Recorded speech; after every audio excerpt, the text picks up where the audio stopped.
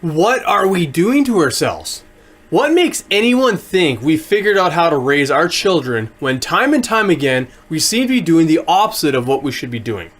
Western childcare is debatably the worst in human history. We are the blind leading the blind and a product of our unguided childhood.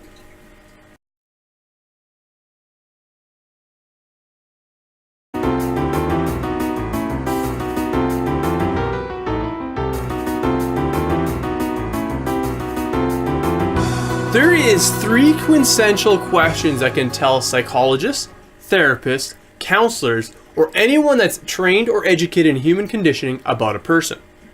How was your sex life? What's the relationship like with your parents? And how was your childhood? I'm going to skip the first one for this video, but keep the other two in mind as you watch this. But first, let's cover a crash course on what it makes you unique. The best analogy for what makes you you is you're a mosaic. You're made up of millions of little tidbits of experiences you've had throughout your life. They are interactions with other people, events, thoughts, and feelings, all combined to make you you.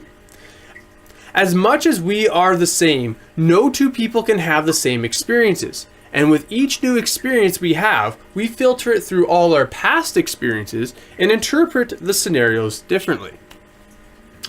I'll cover linguistics in another video, but the takeaway point I want to make here is everything you are is the sum of everything you've experienced.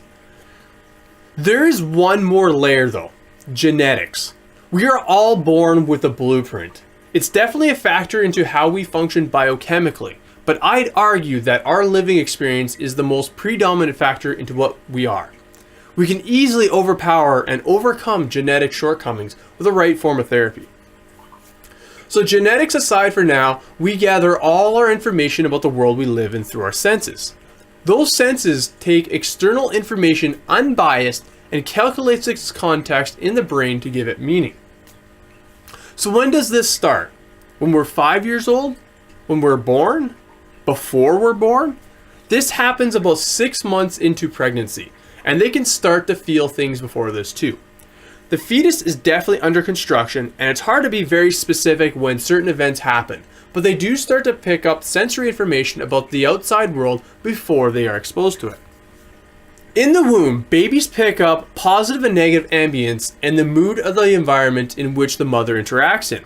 The mother's emotional well-being and the sounds it hears are the fetus's first sensory information it gathers. It's important for our mommies to be in healthy, stress-free environments during this time. It's important for the fathers to be present and talking because the baby hears this and relates those sounds to security. A baby that is secure and comfortable can develop better in the womb and significantly reduce the chances of birth defects. So what about the birthing process? Do you think we're doing that one right? Ever been to a hospital maternity ward? What soulless industrialist engineer designed those places? I've seen European prisons that look more comfortable. And the sounds! What a cruel place to bring life into this world. It's no wonder children are born crying and afraid. Some stranger forced it out of the womb, then the mom and baby get a brief moment together before they are separated. Remember, a mother's heartbeat is the most familiar sound it's heard, and now it's gone. Savage. Now I get it, most people are sold on the safety net that a hospital provides. Mother and child survival rates are the highest it's ever been, an admirable statistic. But does that mean we're doing it right? So what would be a better way? I will go into this in another video as it certainly deserves its own focus, but a sneak peek would be one from a meditative, happy perspective. The birthing process hurts the most when there's a lot of stress. Hospital doctors are on the clock, and the beds are expensive. They rush the process. A natural birth is way better, but why not take it even farther now that we know more about our human biology? Let's have orgasmic births. Yeah, I said that right. Orgasmic births. You've probably never heard this before, so I get how easy it is to reject it if that's how you feel right now. But hear me out on this. Biologically speaking, it's a thing. People are doing it and it does work. It has all the benefits and virtually none of the drawbacks. The only real drawback is it's a process that starts long before the delivery date, and ideally should be integrated into the fabric of our culture of the human race as the ideal way to bear life into this world. This will take some time, many generations to fully implement, but we should be starting now. The modern Western world has taught us to feel shame about ourselves and for generations institutionalized the separation of families. Imagine a family that is not ashamed of what their physical self is.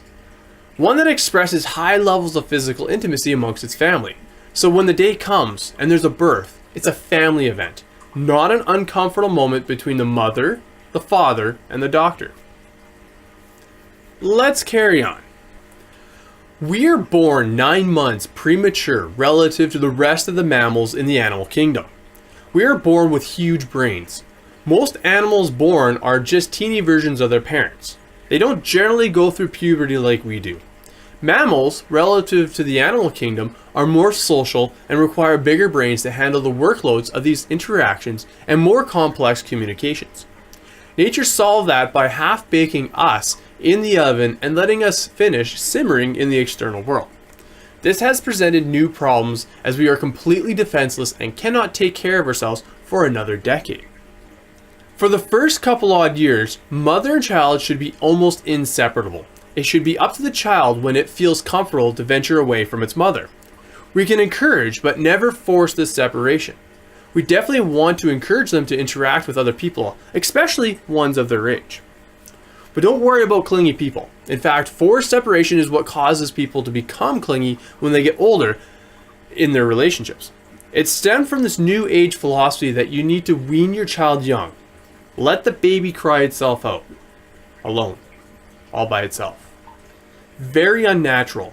A crying baby produces oxytocin in the mother and primes the certain nerves in her brain to better hear an infant cry. Mothers, please, if you hear your baby crying, go protect it. Your baby needs you more than you realize. That's why you need help from the village and the community to raise your child. You can't be doing everything you're used to doing and expect to raise your baby by yourself. That's why we depend so strongly on the social ties. It's a huge investment to add another member to the village, and a huge investment in time and energy further supports the needs for the communities to work together. Even if it's not our child, we still play a huge role in its success. It takes a community to raise a child. If you look at what's typical today, we have two working parents working full-time jobs, usually far from the help of their relatives because they are chasing career goals far from where they grew up.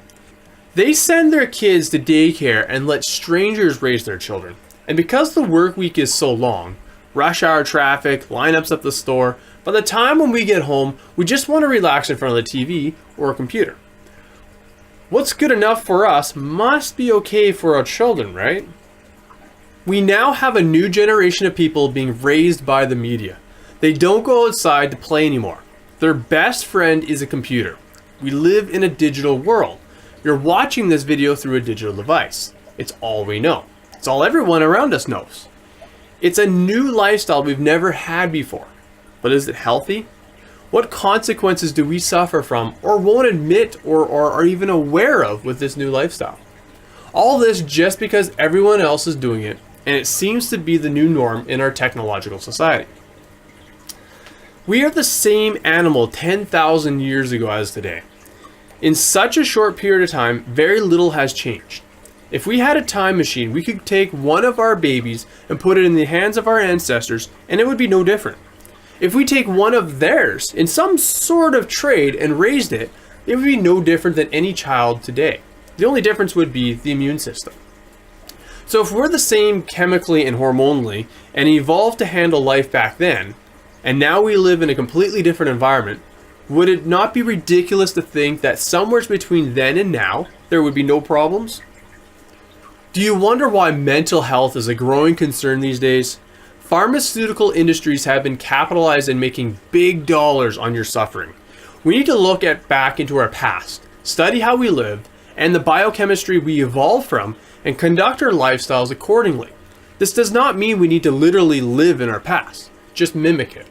We need to get families cooperating together, functioning together, living together for our own health and well-being. This is not rocket science. This is just what we are. I'll get into the energy equation in another video, but the point I want to make here is we have more diverse career choices than we've ever had in history. We moved to the cities to pursue careers that are not found in smaller communities. We moved away from the family and joined the workforce. We're all short-term motivated by the paycheck and the shiny new things we can buy at the mall with it. Over time, we feel withdrawals of missing family. We put ourselves more into our work, telling ourselves one day we can use this career to raise a family. But along the way, while climbing the corporate ladder, we become addicted to the short-term fixes our economic prosperity grants us. We buy newer, more expensive cars, eat out at fancier restaurants, and buy more things to fill the holes in our emotions that only family can fill. We get so used to this trap that we become addicted to it. We keep raising the bar for when we can afford to start a family that for many, it never happens. We're valuing landfills over family. This is toxic for us, our societies, and the planet, and we need to reverse course now. We need to connect with loved ones, reinstall what it means to live amongst family, build villages, and work together for our future prosperity. We might not have to give up some of the city attractions, but we do need to re-engineer how we facilitate and conduct our work life and family life within it. If we can change what we do today, tomorrow we could be raising healthier families for a brighter future. And thank you for watching the video.